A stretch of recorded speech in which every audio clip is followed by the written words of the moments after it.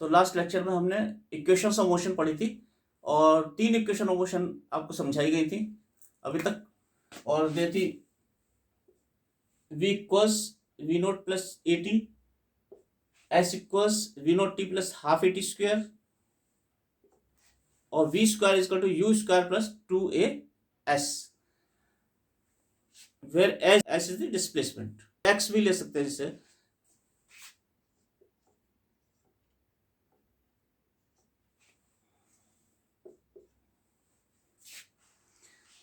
अब next topic पे आते हैं, दैट इज प्रोजेक्टाइल मोशन।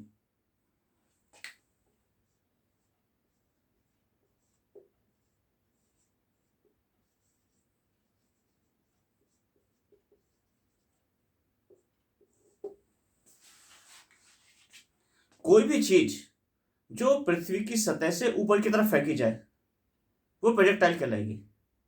जैसे कोई बॉल है, आप फेंकते हैं, तो सपोज यहां पे आप खड़े हैं,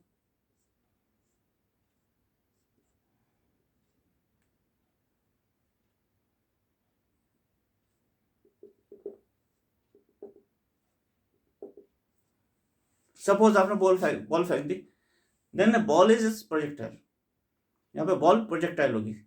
तो सतह से ये अर्थ सरफेस ये है, इसका अगर बेस ले तो इस बॉल का हॉरिजॉन्टल बेस ये है। तो हॉरिजॉन्टल बेस से अगर कोई चीज किसी भी एंगल पे फेंकी जाए ऊपर की तरफ तो क्या कहलाएगी? प्रोजेक्टाइल कहलाएगी। तो प्रोजेक्टाइल मोशन समझने के लिए सबसे पहले ग्रेविटी का इफेक्ट समझते हैं। ग्रेविटी क्या होती है? ये मैंने अर्थ सरफेस बनाई है, और अर्थ सरफेस हर चीज, हर एक वस्तु को अपने क्या करती है? अपनी तरफ खींचती है।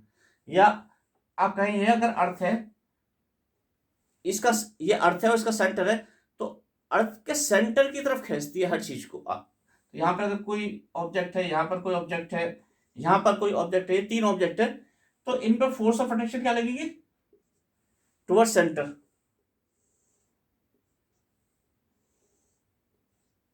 ये फोर्स ऑफ अट्रैक्शन लगती है। और अर्थ क्योंकि बहुत बड़ी है, इसलिए छोटा सा सरफेस का, छोटा सा अगर सरफेस बनाना है तो इसे हम हॉरिजॉन्टल बनाते हैं। ये अर्थ सरफेस है, जैसे हम फ्लोर पे खड़े हुए हैं और कोई भी ऑब्जेक्ट हो,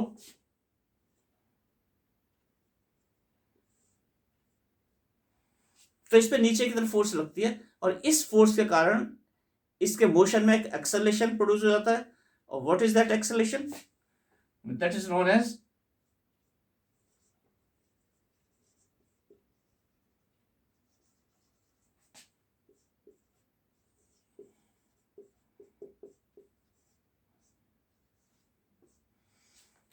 as acceleration due to gravity, और जो कि हम स्मॉल जी से रिप्रेजेंट करते हैं।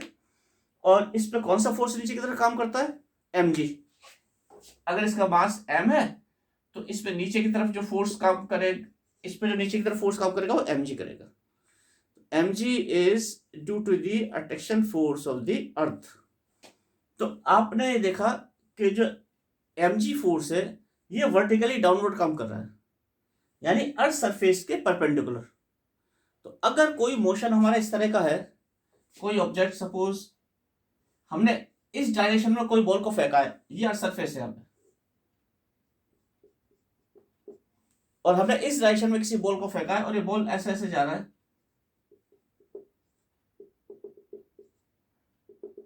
इस तरह से मोशन कर रहा है अगर बॉल, तो ये जो वेलोसिटी हमने इसे दी है, इनिशियल वेलोसिटी, इसके इसके 2 कंपोनेंट हो जाएंगे।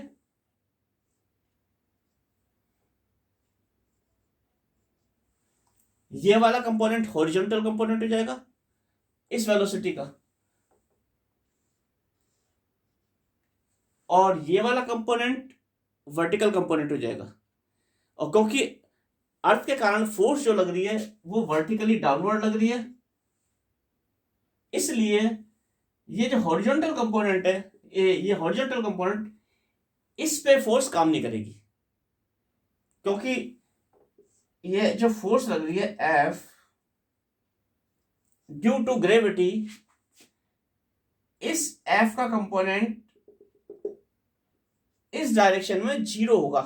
ये 90 डिग्री है, तो इसका कंपोनेंट इस डायरेक्शन में यहां पे क्या होगा, ये होगा F G cos 90 that is 0।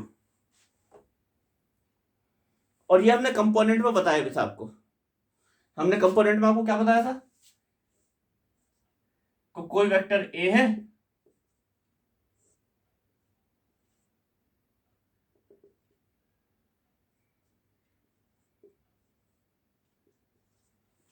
अगर कोई वेक्टर ए है तो उसका थीटा एंगल पे कंपोनेंट होता है ए कॉस थीटा, और ये थीटा अगर 90 डिग्री हो जाए तो क्या हो जाएगा ए कॉस 90, और कॉस 90 0। इसका मतलब वर्टिकल कंपोनेंट क्या होता है, वर्टिकल डायरेक्शन वाला कंपोनेंट लेंगे हमेशा क्या आएगा, 0 आएगा। इट मीन्स वर्टिकल डायरेक्शन में कोई फोर्स क्या करती है, इफेक्ट नहीं करती। जैसे आपके इलेक्ट्रिसिटी वायर्स होते हैं, आप पोल पे आपने देखा होगा इलेक्ट्रिसिटी वायर्स लगते हैं, तो एक पोल ये है, इस पे इलेक्ट्रिसिटी वायर है यहाँ पे, और एक पोल ये है,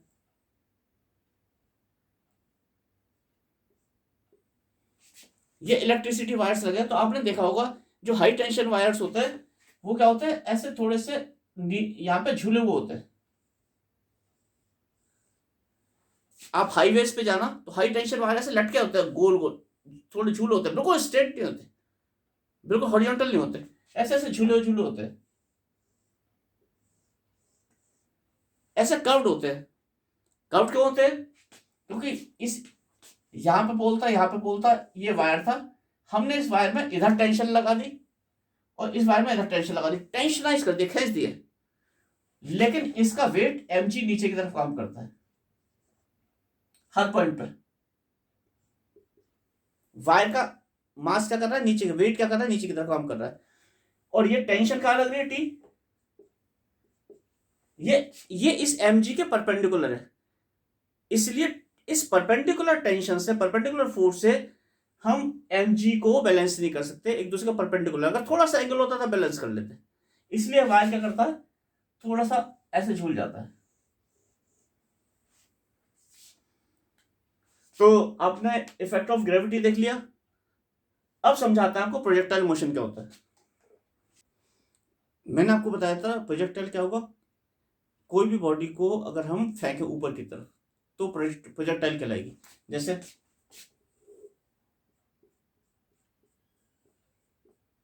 ये अर्थ सरफेस है और आपने कोई भी ऑब्जेक्ट, सपोज बॉल थी, इसे हम फेंक दिया तो बॉल ऐसे जाएगी,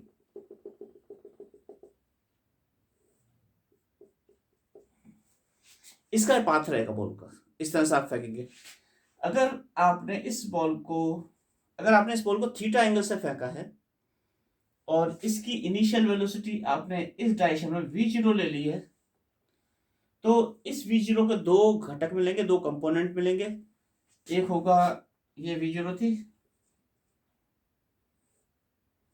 ये थीटा था, तो इस डायरेक्शन में, नीचे डायरेक्शन में होगा v0 साइन, v0 cos थीटा। हॉरिजॉन्टल कंपोनेंट मिलेगा v0 cos थीटा, और वर्टिकल कंपोनेंट मिलेगा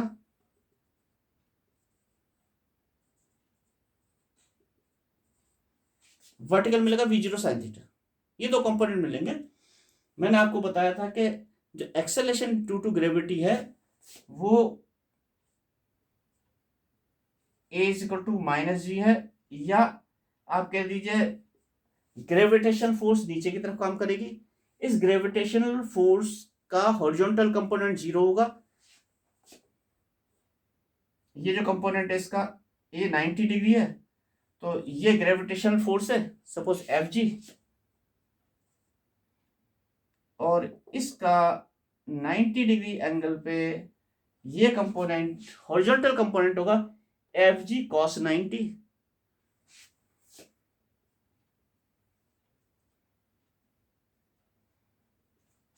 cos 90 0 होता है तो 0 हो जाएगा। तो ये क्या करेगा, जो ग्रेविटेशनल फोर्स है ये हॉरिजॉन्टली क्या होगी, इनइफेक्टिव रहेगी। इसलिए ये ग्रेविटेशनल फोर्स इस v0 cos थीटा को अफेक्ट नहीं करेगी, ये केवल किसे अफेक्ट करेगी, v0 sin थीटा को। तो through out the motion we zero cos theta क्या रहेगा, कांस्टेंट रहेगा। तो हम प्रोजेक्टाइल द्वारा डिस्टेंस कैसे निकालेंगे, तो प्रोजेक्टाइल क्या कर रहा है, ये प्रोजेक्टाइल जा रहा है, ये डिस्टेंस चल रहा है, बल यहां तक पहुंच गया सपोज प्रोजेक्टाइल, मतलब इस पॉइंट पे पहुंच गया ये यहाँ पे, तो इस पॉइंट के करस्पॉन्डिंग यहाँ पे हॉरिजॉन्टल डिस्टेंस भी चला है और इस पॉइंट के करस्पॉन्डिंग ये वर्टिकल डिस्टेंस भी चला है। तो हम क्या कर रहे हैं, इस वी जीरो को हमने हॉरिजॉन्टल कंपोनेंट में भी तोड़ लिया ये, और इस वी जीरो को वर्टिकल कंपोनेंट में भी तोड़ लिया। तो हम हॉरिजॉन्टल कंपोनेंट से हॉरिजॉन्टल डिस्टेंस निकाल लेंगे, जैसे इस पॉइंट के करस्पॉन्डिंग हॉरिजॉन्टल डिस्टेंस ये होगा और इस पॉइंट के करस्पॉन्डिंग वर्टिकल डिस्टेंस ये होगा। तो हॉरिजॉन्टल कंपोनेंट इससे निकाल लीजिए डिस्टेंस का और वर्टिकल इससे निकाल लीजिए। तो सपोज आफ्टर टाइम टी, ये टी टाइम पे यहां आ जाता है या कहीं भी आ जाता है टी टाइम में, यानी डिस्टेंस ट्रेवर्स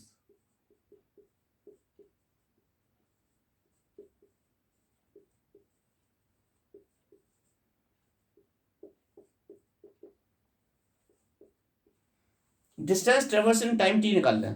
हॉरिजॉन्टल डिस्टेंस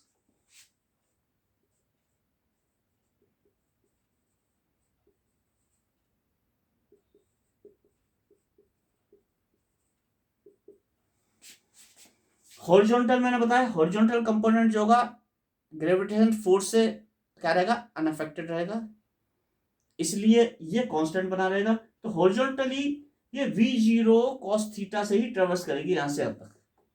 तो टाइम t में डिस्टेंस कितना होगा हॉरिजॉन्टल, एक्सेलरेशन जीरो है, एक्सेलरेशन क्या है, वर्टिकली है। तो इस मोशन में यहां पे जो मोशन है ये, इसमें एक्सेलरेशन क्या है, जीरो, एक्सेलरेशन जीरो। तो हॉरिजॉन्टल डिस्टेंस हो गया वेलोसिटी इनटू टाइम, या हॉरिजॉन्टल डिस्टेंस इससे भी निकाल सकते हैं, एस इक्वल टू, आपने देखा है equation u t plus half a t square, ये रहा horizontal distance. Suppose horizontal distance is x, so x is equal to u t plus half a t square. u क्या है यहाँ पे, ये रहा initial velocity v zero cos theta into t plus horizontally क्या है, a जीरो है तो ये टर्म जीरो हो गई, तो v zero cos theta into T आ गया, ये हॉरिजॉन्टल डिस्टेंस आ गया। वर्टिकल डिस्टेंस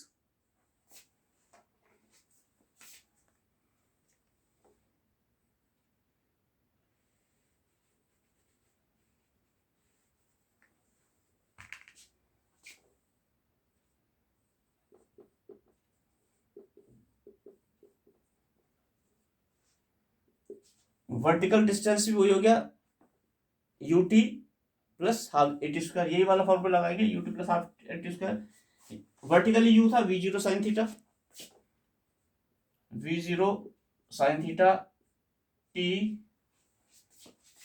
और हाफ ए, वर्टिकली ए की वैल्यू क्या है, माइनस जी है, तो ये हो जाएगा minus half g t square, ये हो जाएगा। तो हमने कौन सी इक्वेशन लगाई थी यहाँ पर, सेकंड इक्वेशन ऑफ मोशन लगाई थी, कौन सी, एस इज इक्वल टू ये u t plus half a t square, s equal to u t plus half a t square. अगर फर्स्ट इक्वेशन लगाते हैं मोशन की, फर्स्ट इक्वेशन मोशन की क्या थी, फर्स्ट इक्वेशन थी v equals you plus a T, horizontal component के लिए vx, ये कब है vx, ये हमने छोड़ा था इनिशियली किस स्पीड से, v जीरो से थीटा एंगल पे, और ये ऐसे जा रहा है।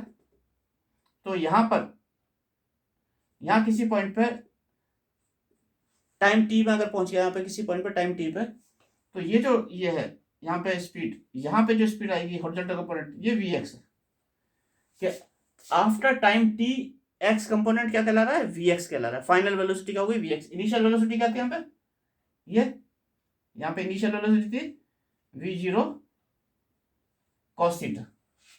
We zero cos theta initial थी, और यहाँ पे क्या मान ली, वी एक्स मान लिया आफ्टर टाइम टी।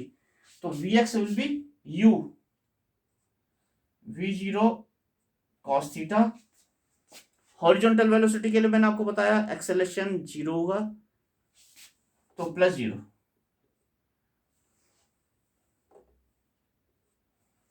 यानी ये टर्म नहीं आएगी यहाँ पे, ये आ गया। वर्टिकल कंपोनेंट के लिए ये वर्टिकली जा रहा था, इनिशियल क्या थी यहाँ पे, वर्टिकली यहाँ पे इनिशियल थी वी जीरो साइन थीटा, और यहाँ पे पहुंच के फाइनल क्या हो गई, यहाँ पे सपोज वी वाई हो गई। यहाँ पे फाइनली अपवर्ड क्या है, इस पॉइंट पे वी वाई मान ली, तो वी वाई विल बी किससे, इससे u प्लस एटी से, v y will be v zero sine theta. u की वैल्यू रख दी वर्टिकल डायरेक्शन में, ये रही इनिशियल वेलोसिटी वर्टिकल डायरेक्शन में, ये आ गई v zero sine theta,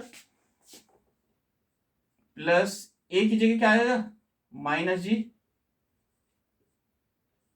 T. तो आ गया, यही लिख देते हैं माइनस टी। तो आफ्टर टाइम टी वेलोसिटी के एक्स कंपोनेंट और वाई कंपोनेंट आ गए, और आफ्टर टाइम टी एक्स और वाई आ गया था distance.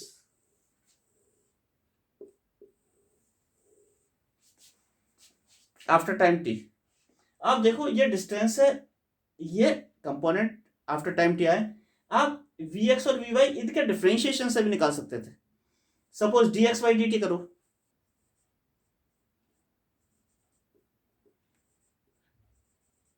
D x by d t means d by d t of x.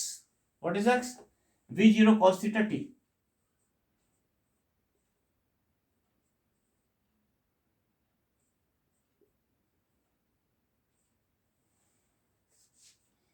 कोई भी प्रोजेक्टाइल है उसकी इनिशियल वेलोसिटी जीरो है, उसका इनिशियल क्या एंगल जीरो ओ कांस्टेंट है, और इनिशियल वेलोसिटी क्या है ना, कांस्टेंट है। यह हमें गिवन है कि हम इस एंगल पे इस वेलोसिटी से फेंक रहे हैं, इसलिए वी जीरो और थीटा तो गिवन है, कांस्टेंट है।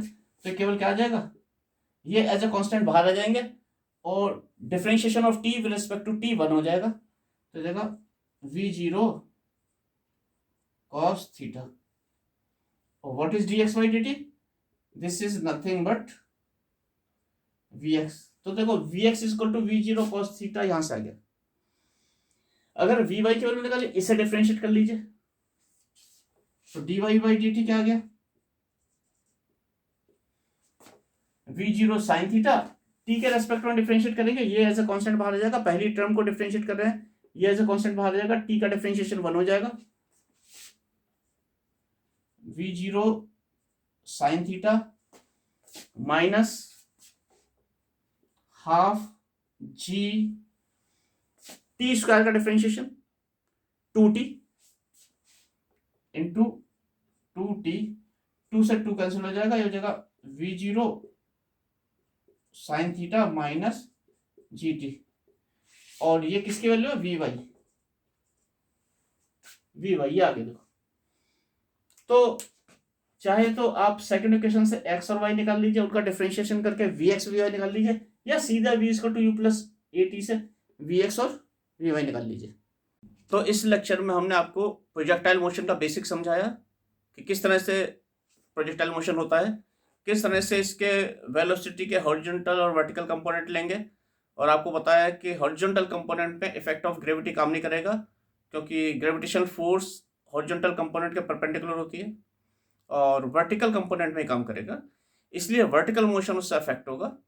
तो हमने प्रोजेक्टाइल की वेलोसिटी को दो कंपोनेंट में डिवाइड किया, हॉरिजॉन्टल और वर्टिकल, और उससे कुछ इक्वेशंस ऑफ मोशन लगा के आपके टाइम की वैल्यू निकाली, वेलोसिटी कंपोनेंट्स निकाले, हॉरिजॉन्टल वेलोसिटी कंपोनेंट की वैल्यू निकाली और वर्टिकल वेलोसिटी कंपोनेंट की वैल्यू निकाली।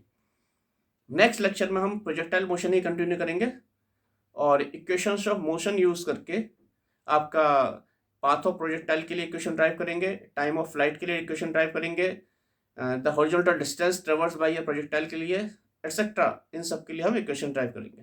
तो इस लेक्चर को हम यहीं ख़त्म करते हैं।